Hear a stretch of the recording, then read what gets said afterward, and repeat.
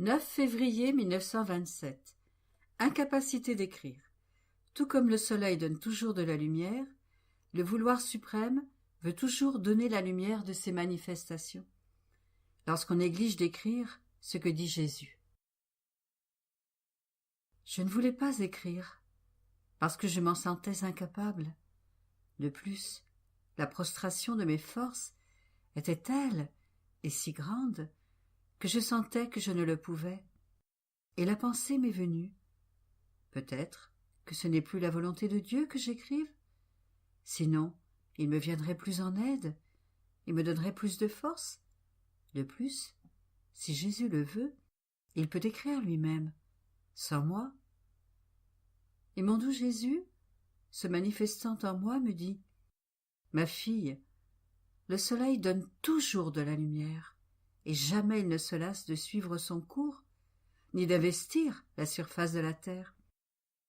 Et son triomphe est de trouver de la semence pour la faire germer, la développer pour qu'elle se multiplie, la fleur pour donner sa couleur et sa fragrance, le fruit pour donner sa douceur et son goût.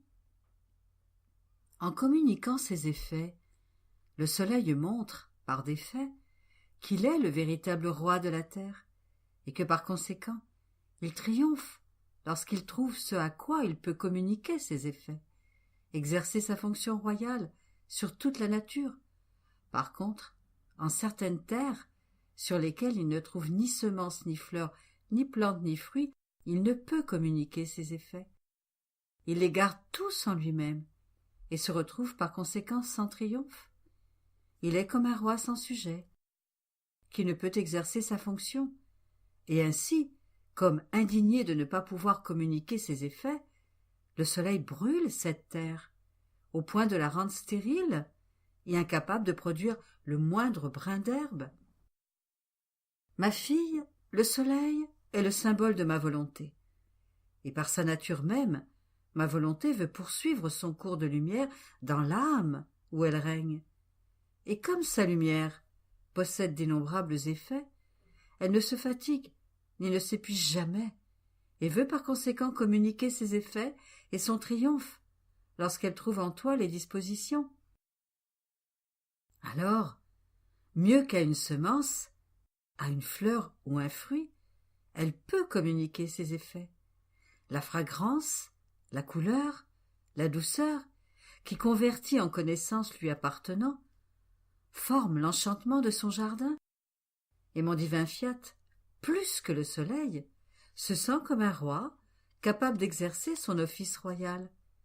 Il voit qu'il n'a pas seulement ses sujets, mais aussi sa fille, à qui, en communiquant ses effets, ses manifestations, il communique également l'image d'une reine. Et c'est là tout son triomphe. Transformer l'âme en reine et la revêtir de vêtements royaux.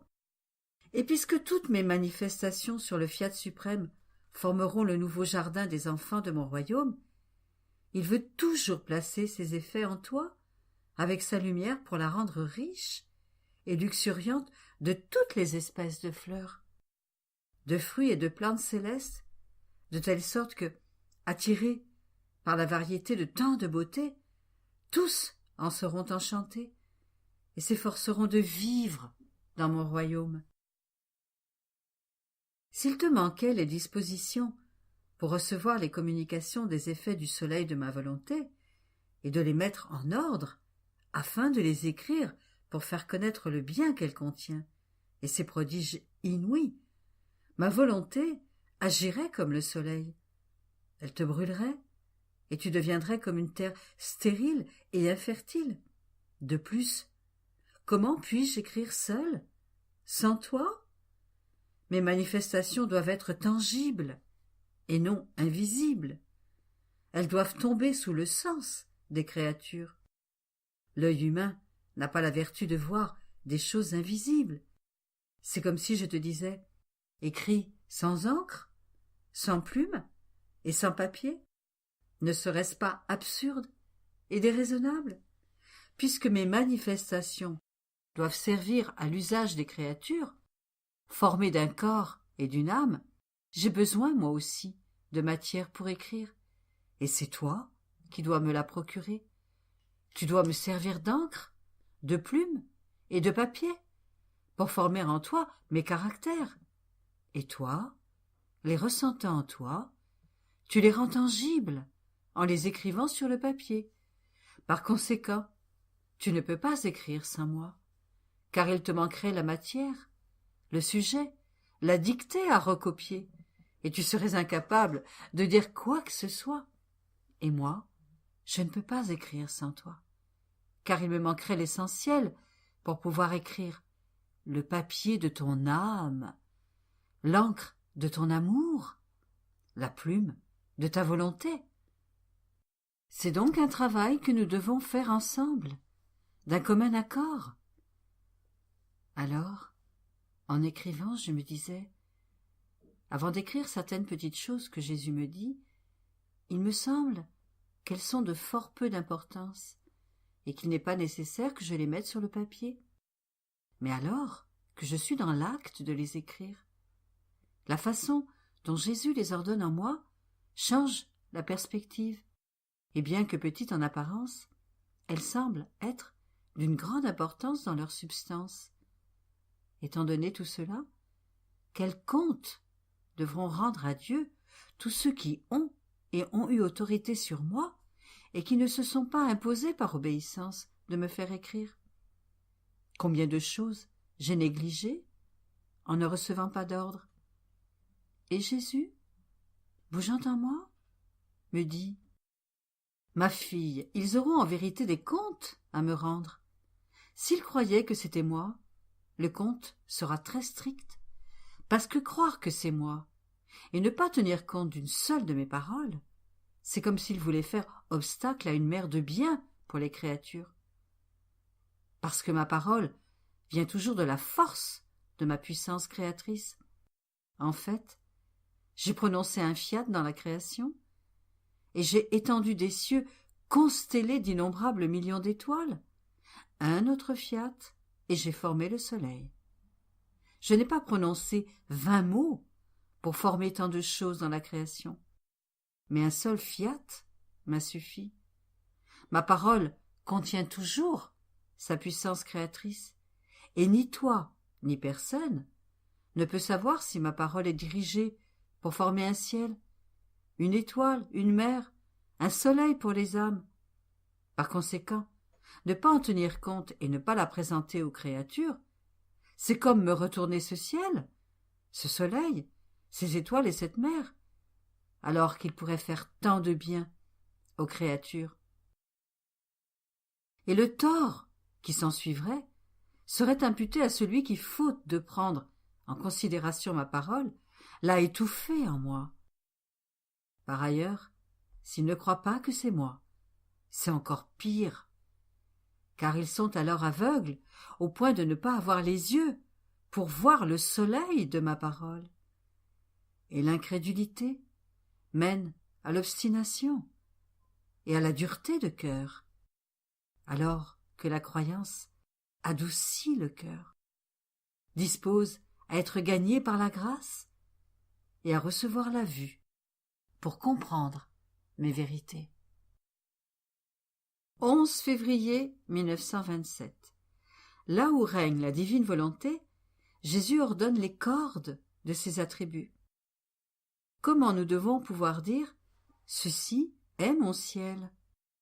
Comment les enfants du fiat seront des rois et des reines, et seule celle qui possède le divin fiat a le droit de demander son royaume.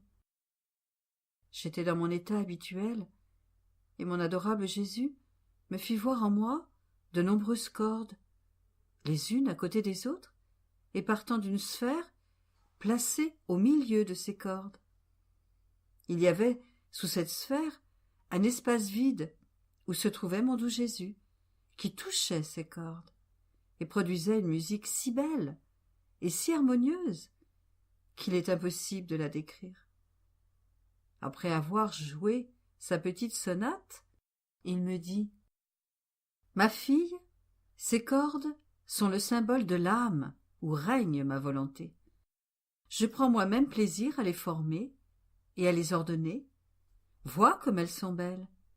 Chaque corde a une couleur distincte, revêtue d'une lumière, de sorte que tout ensemble, elles forment le plus bel arc-en-ciel, rayonnant de lumière. Mais veux-tu savoir pourquoi chaque corde a une couleur distincte? Parce que chacune symbolise une de mes divines qualités, c'est-à-dire mes attributs.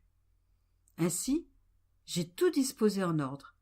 La corde de l'amour, la corde de la bonté, la corde de la puissance, de la miséricorde, de la force, de la sagesse, de la pureté, en somme, de toutes choses. Je n'ai rien exclu, pas même la corde de la justice.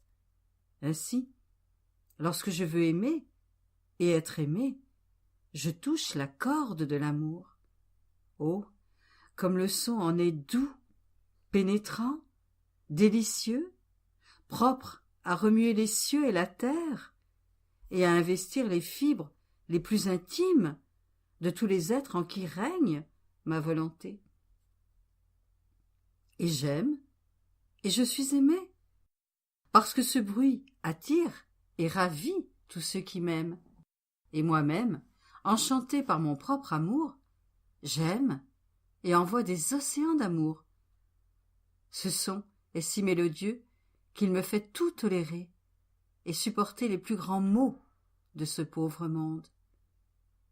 Ce son me pousse ensuite à toucher la corde de la bonté et attire l'attention de tous pour recevoir les biens que ma bonté veut dispenser aux créatures. Des voix parlent dans ce son. Il fait que tous écoutent attentivement. Son de surprise et d'admiration, en entendant dans ce bruit de voix les biens que je veux donner. Ce son me fait sortir mes biens et dispose également les créatures à les recevoir. Aussi, chaque fois que je veux mettre à l'œuvre un de mes attributs, je touche la corde qui lui correspond et je la place en attitude. Mais sais-tu pourquoi j'ai disposé toutes ces cordes en toi? Parce que là où règne ma divine volonté, je veux me trouver tout entier, avec toutes les choses qui m'appartiennent, de telle sorte que, quoi que je fasse au ciel, je dois être en mesure de le faire dans l'âme où domine et règne mon fiat suprême.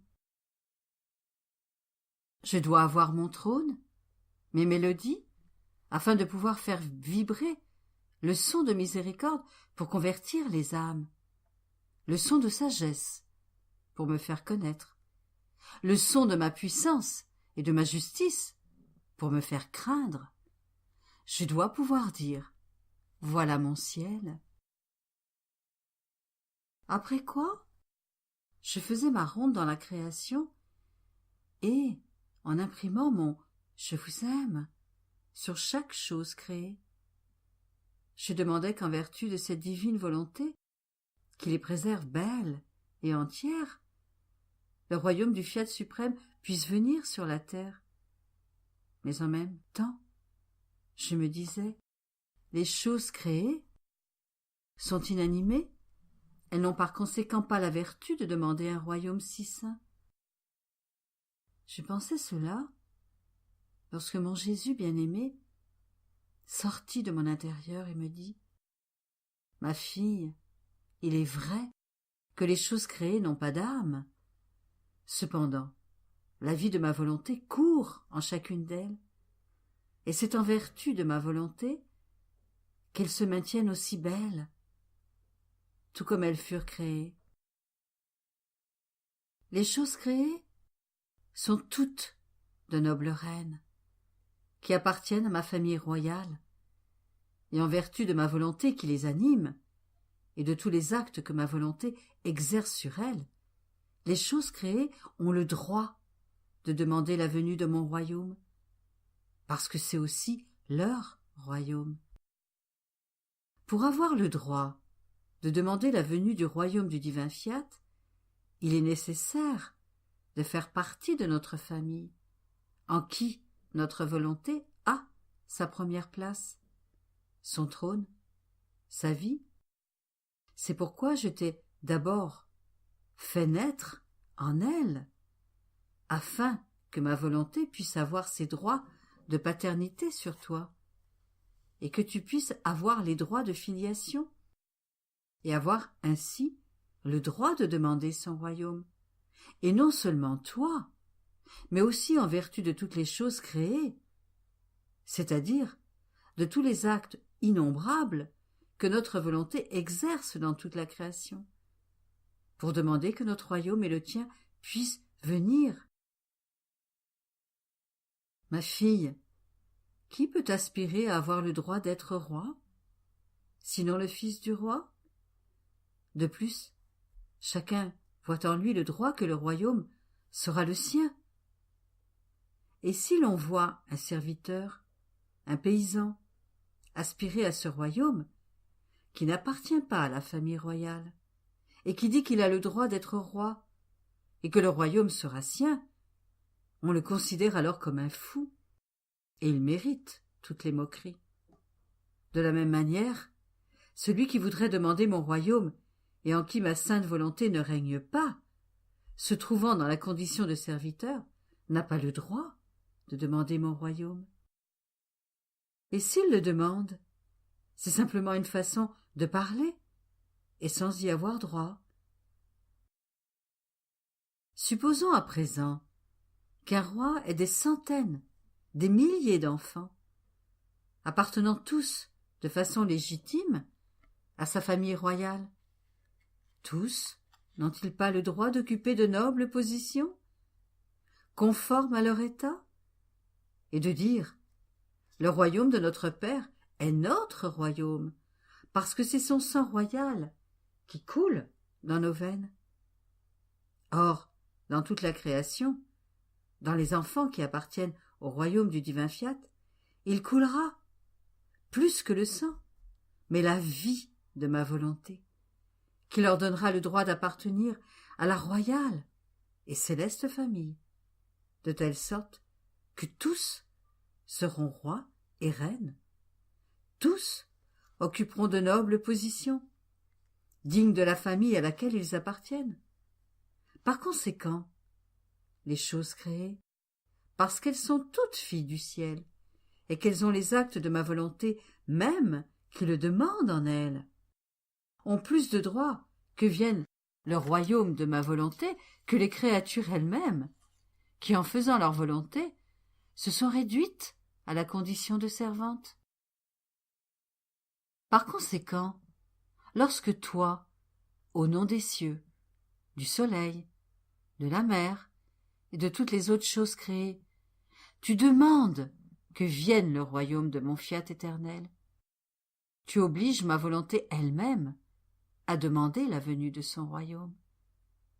Et crois-tu que ce soit peu de chose qu'une divine volonté prie en chaque chose créée lorsque tu demandes son royaume?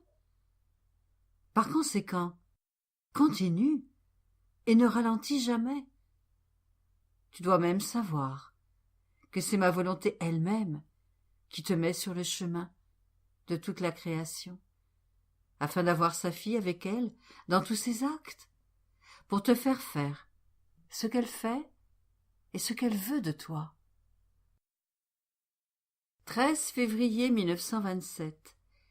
Tant que la divine volonté ne sera pas connue et n'aura pas son royaume, la gloire de Dieu dans la création sera incomplète. Exemple d'un roi. Je suivais la divine volonté et ses actes dans la création, et un doute me vint à l'esprit. Comment se peut-il que Jésus dise que jusqu'à ce que le royaume de sa volonté vienne sur la terre, la gloire de la création et de la rédemption sera incomplète? Comment cela se peut-il? La suprême volonté n'a-t-elle pas la vertu de se glorifier elle-même? Elle possède bien cette vertu, et qui est plus que suffisante pour sa gloire. Cependant, il dit que si sa volonté n'étend pas son royaume chez les créatures, sa gloire, de la part de la création, sera incomplète. Je pensais cela lorsque mon adorable Jésus me fit la surprise d'une très brillante lumière sortant de lui et me dit « Ma fille, la chose est très claire en elle-même. Jusqu'à ce que ma volonté soit connue et qu'elle ait sa première place d'honneur et son empire en chaque être sorti de nos mains créatrices, sa gloire sera toujours incomplète. La raison en est très claire. En fait, le dessein premier dans la création était qu'en sortant de nous, cette suprême volonté qui, bilocalisée dans toute la création, s'étendait partout, dans les cieux, dans le soleil, dans la mer, dans les fleurs, dans les plantes, et même dans la terre, et en chaque être sorti de nos mains créatrices, se constituant la vie de toute chose, afin de former sa vie en chaque être, et que, se bilocalisant en chaque créature, ma volonté puisse avoir autant de vie et de royaumes à dominer que de créatures qui viendraient à la lumière. Or ma volonté ne s'est pas retirée. Il n'est pas un point où sa vie divine ne s'étende. Il n'est pas une créature qui ne soit investie de cette suprême volonté. Mais alors qu'elle s'étend partout et investit chaque chose et chaque créature, elle ne peut pas former sa vie. Combien de vies divines sont étouffées dans les créatures? Combien lui refusent la première place dans leurs actes? Combien la place derrière des actes vils et indignes, lui refusant d'exercer sur elle son empire? Et crois-tu que ce soit peu de choses que la destruction dans les créatures de tant de vies divines, de cette volonté qui est mienne, de tant de ces actes, nobles et sublimes, qu'elle voit détruire, alors que ces créatures se servent d'elles pour former de déplorables vies humaines, des monstres qui serviront l'enfer.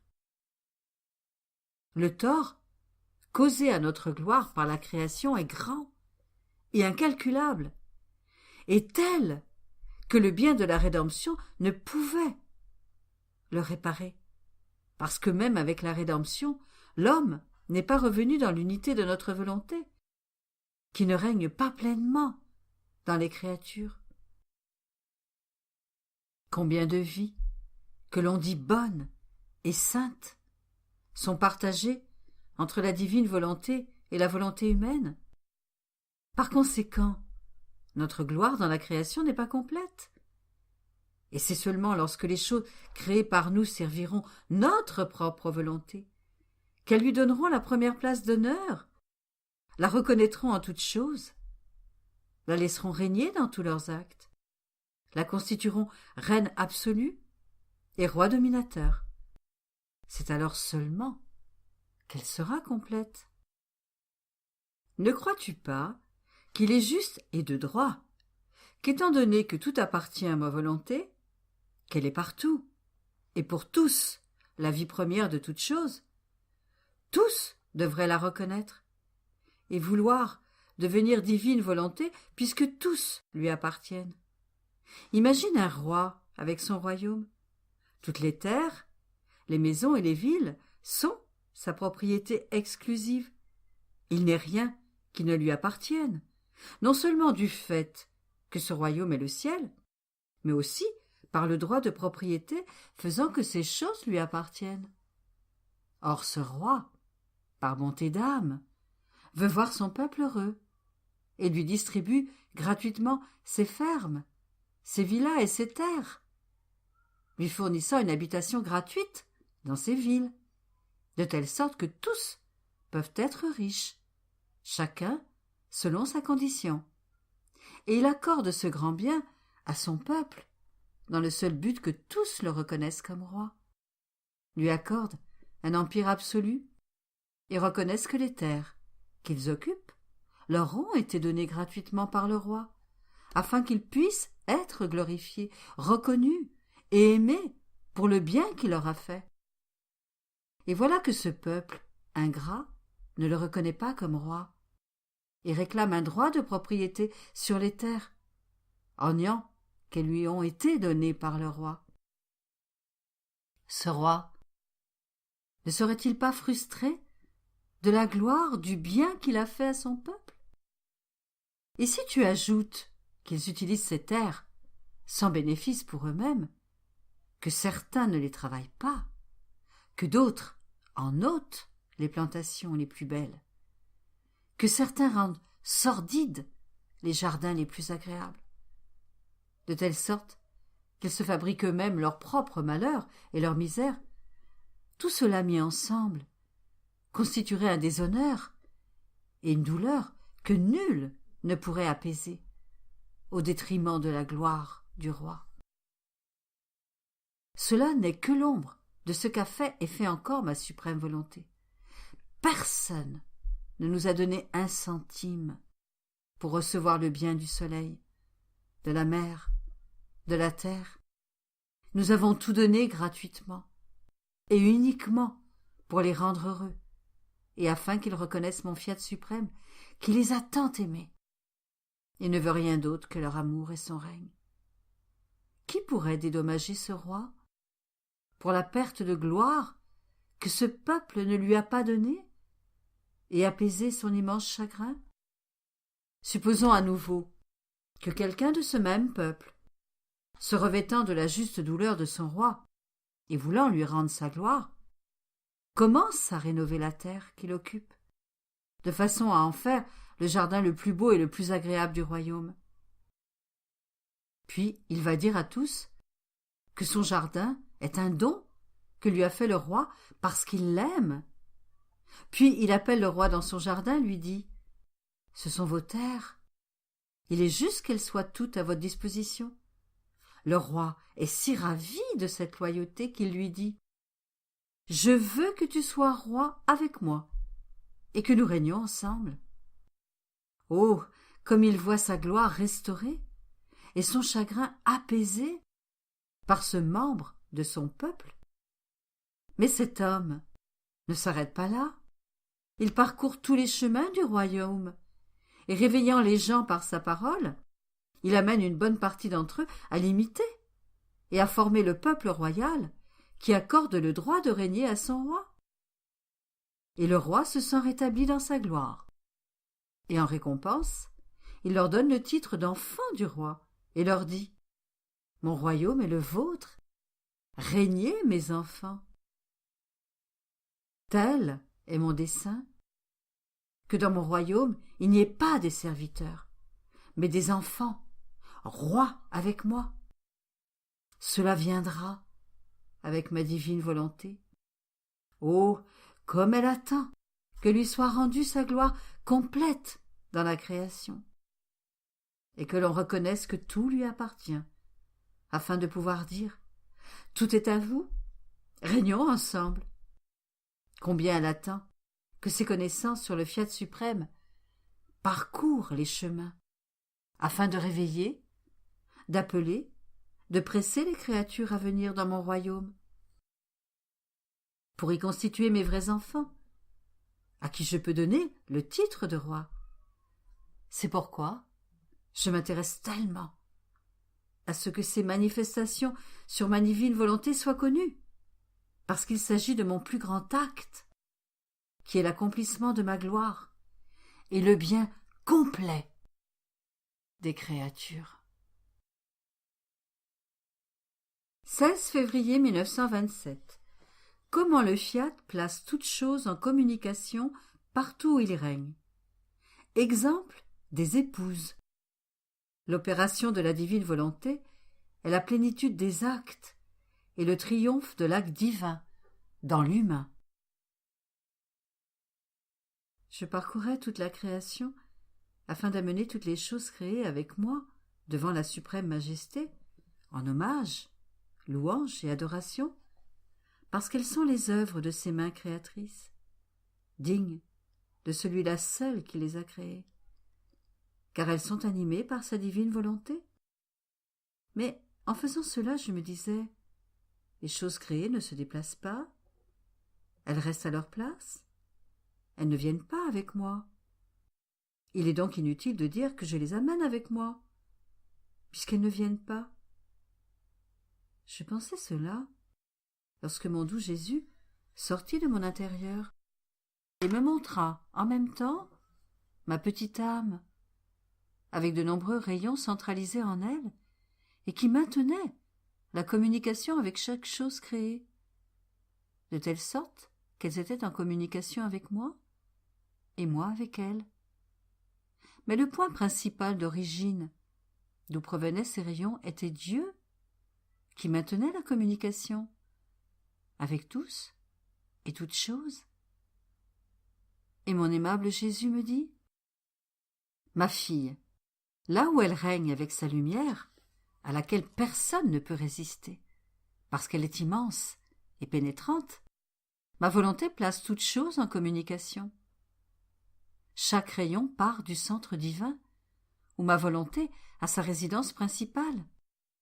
Les rayons ne sont rien d'autre que les actes que le divin fiat sort de lui-même, pour investir chaque chose créée, y former sa vie et autant de résidences secondaires en chacune d'elles.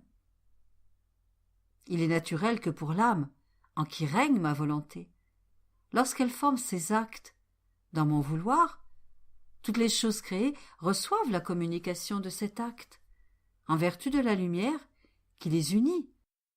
Et, en suivant le parcours de cette lumière, elles s'unissent, afin de suivre l'acte que fait cette âme en qui règne ma volonté.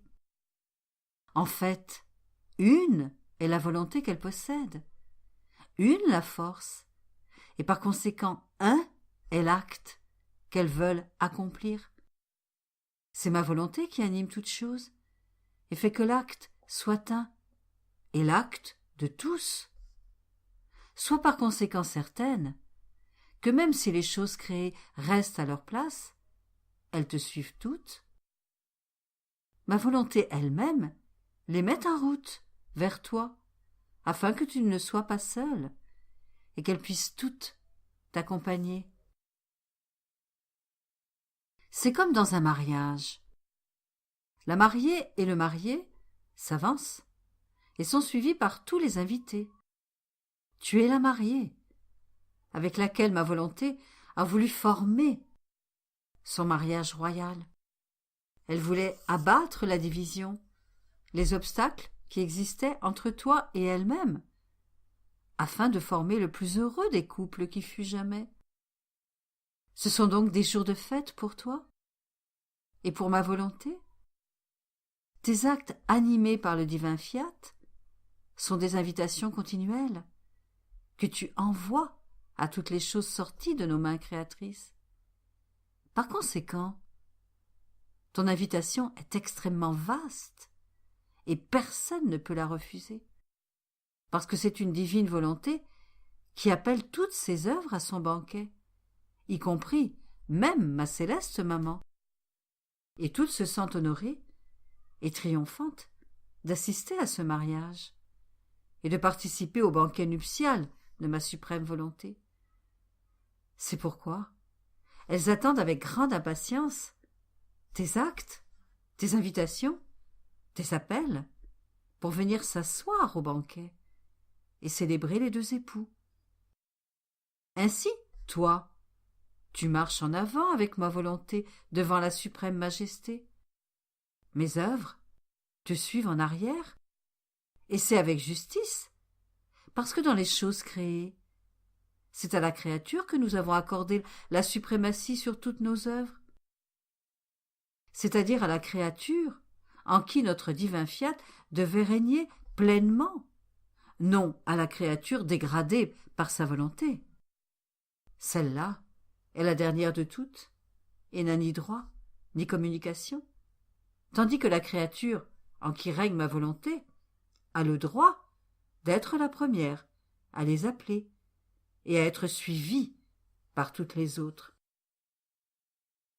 L'opération de ma volonté est donc le plus grand des miracles, la plénitude de tous les actes réunis, et le triomphe de l'acte divin dans l'acte humain, parce que ma volonté était comme stérile parmi les créatures, et elle est à présent rendue heureuse par sa première fille, en qui elle voit venir, à la lumière, ses nombreuses naissances. Ma volonté ne vivra donc plus comme une mère stérile au milieu de son peuple, mais comme une mère féconde parmi tous ses enfants.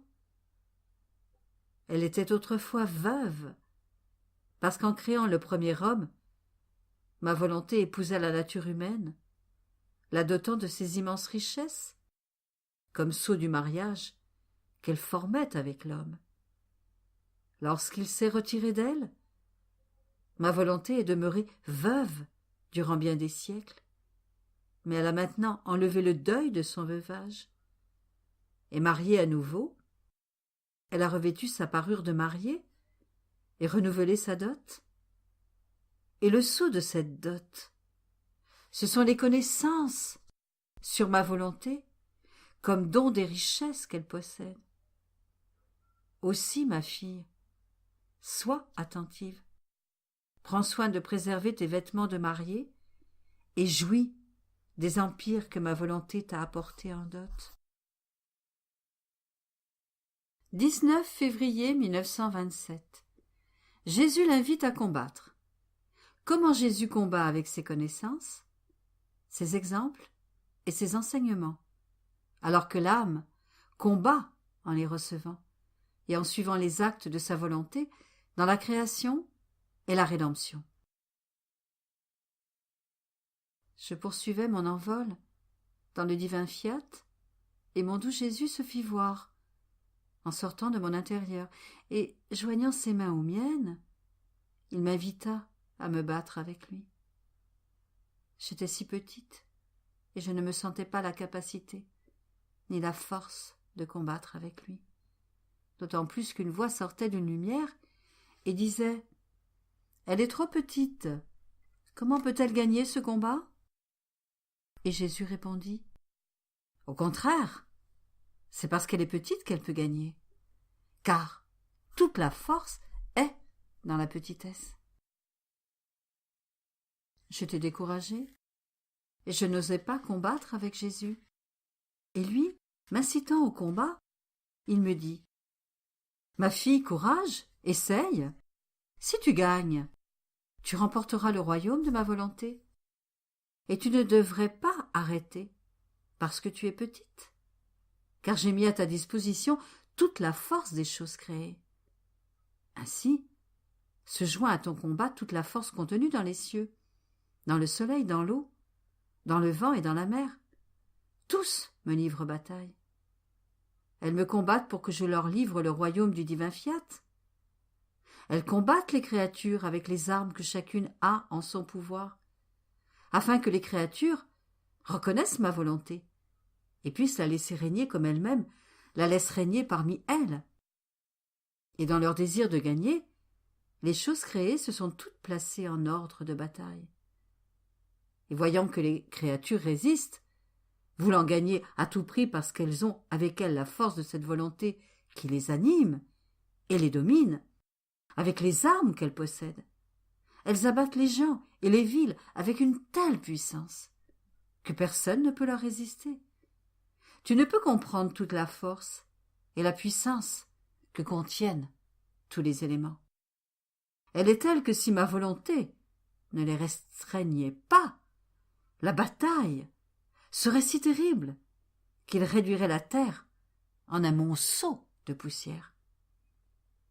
Or, cette force est aussi la tienne.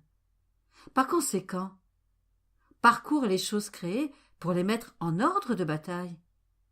Que tes actes, ta demande continuelle pour le royaume du fiat suprême, appellent toute la création à se tenir prête. Et ma volonté agit alors en elle et met en branle tous ses actes, pour que vienne son royaume parmi les créatures.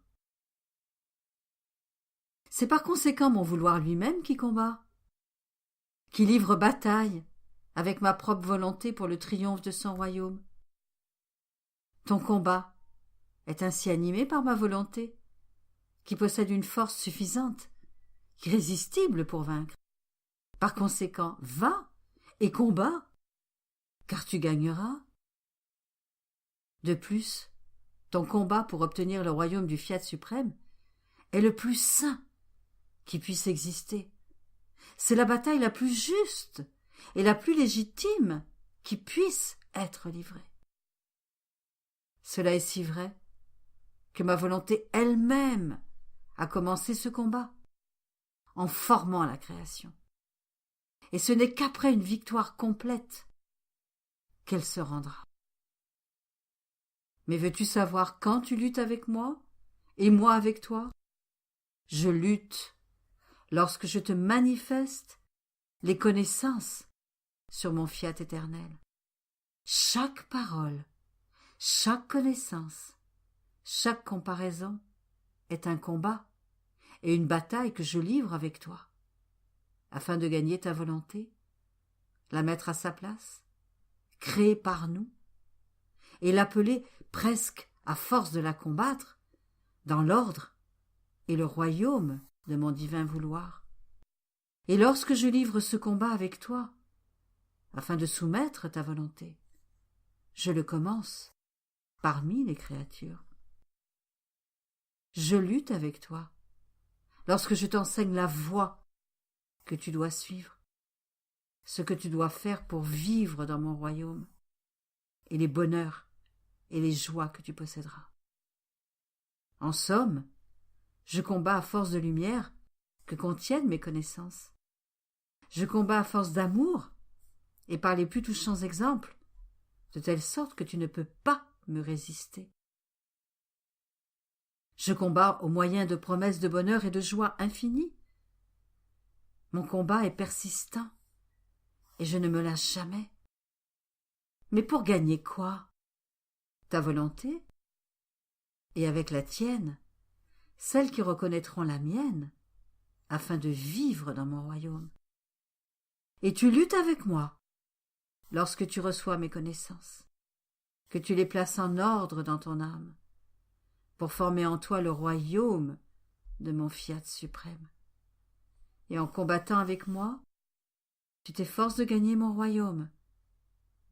Chacun de tes actes, accomplis dans ma volonté, est un combat que tu me livres.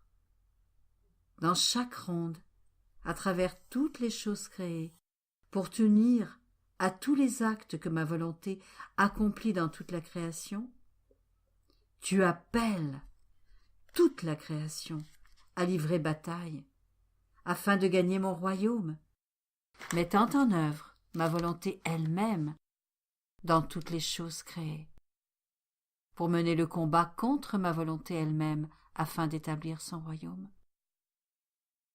C'est pourquoi, en ces temps, le vent, l'eau, la mer, la terre et les cieux sont tous plus que jamais en mouvement, livrant bataille contre les créatures, lorsque se produisent de nouveaux phénomènes, et combien d'autres vont se produire, qui détruiront des gens et des villes, parce que dans les combats, il est nécessaire de se disposer à souffrir des pertes, et souvent également de la part du vainqueur.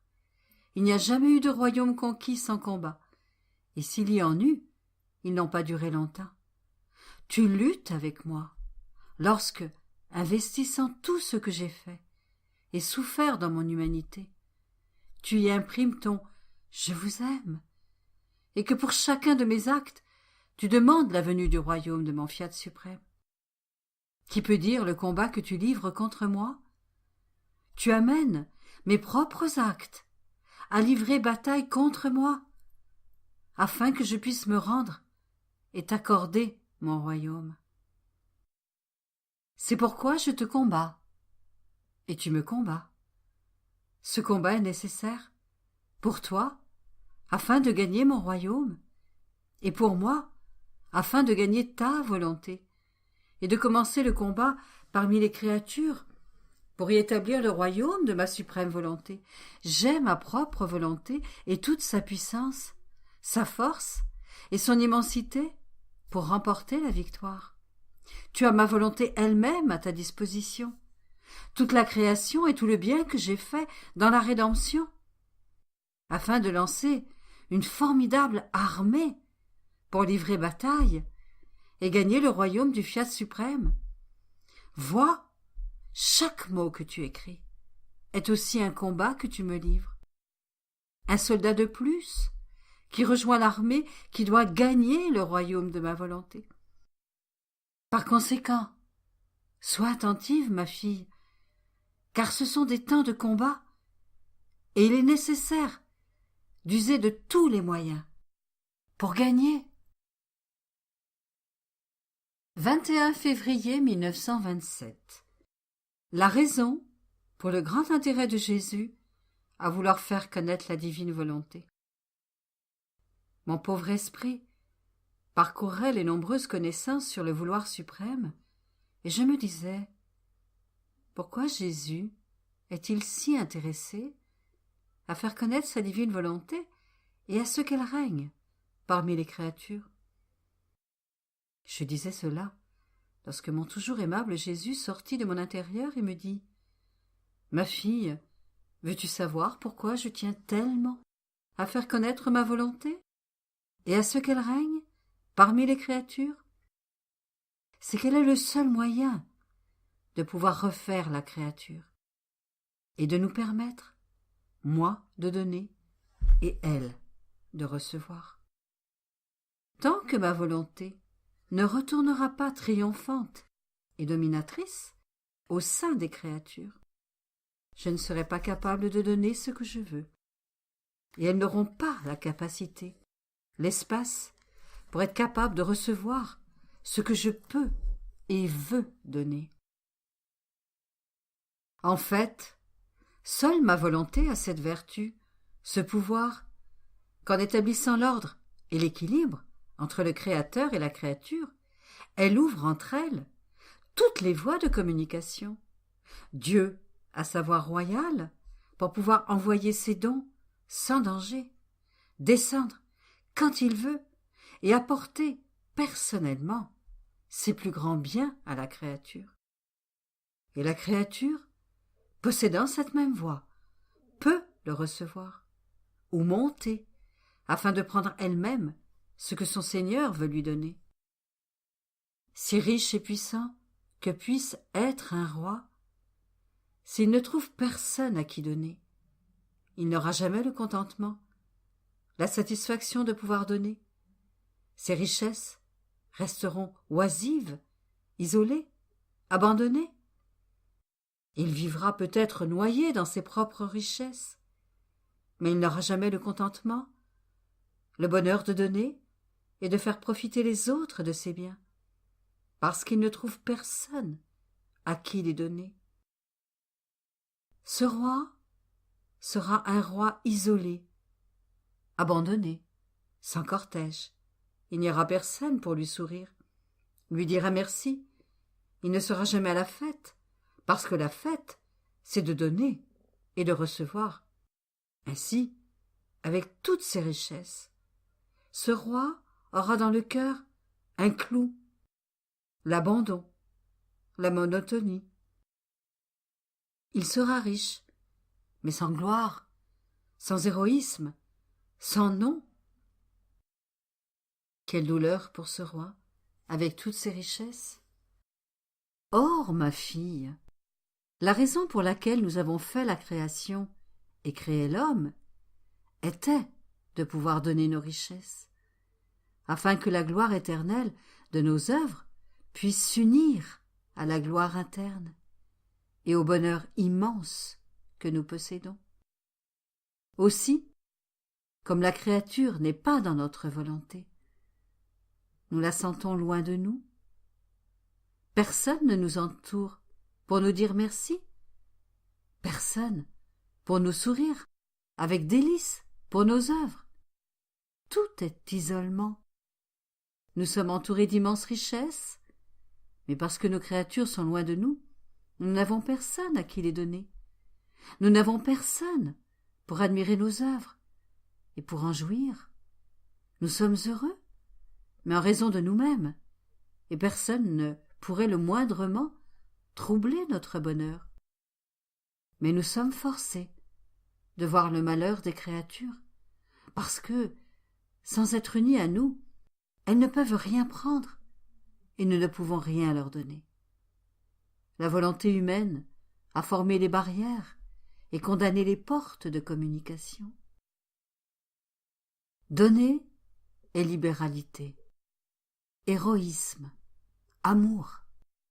Recevoir est grâce, et la créature, en faisant sa propre volonté, entrave notre libéralité, notre héroïsme, notre amour, et si quelque chose est donné, c'est toujours de façon restreinte, et à force de pression, d'intrigue, car lorsque l'ordre est absent entre les créatures et nous, les choses ne marchent pas librement. Nous ne sommes pas capables de souffrir. Notre être est intouchable par tous les maux, mais si nous étions capables de souffrance, la créature empoisonnerait notre existence. C'est là toute la raison de notre intérêt, à vouloir faire connaître notre volonté et à la faire régner parmi les créatures. Nous voulons donner, nous voulons les voir heureuses de notre propre bonheur. Et seule, notre volonté peut faire tout cela, réaliser le dessein de la création et nous laisser mettre nos biens en commun. Ô volonté de Dieu, combien admirable, puissante et désirable es-tu. Ô, je t'en prie, avec ton empire, fais notre conquête, fais-toi connaître, et que tous s'abandonnent à toi. Deo gratias.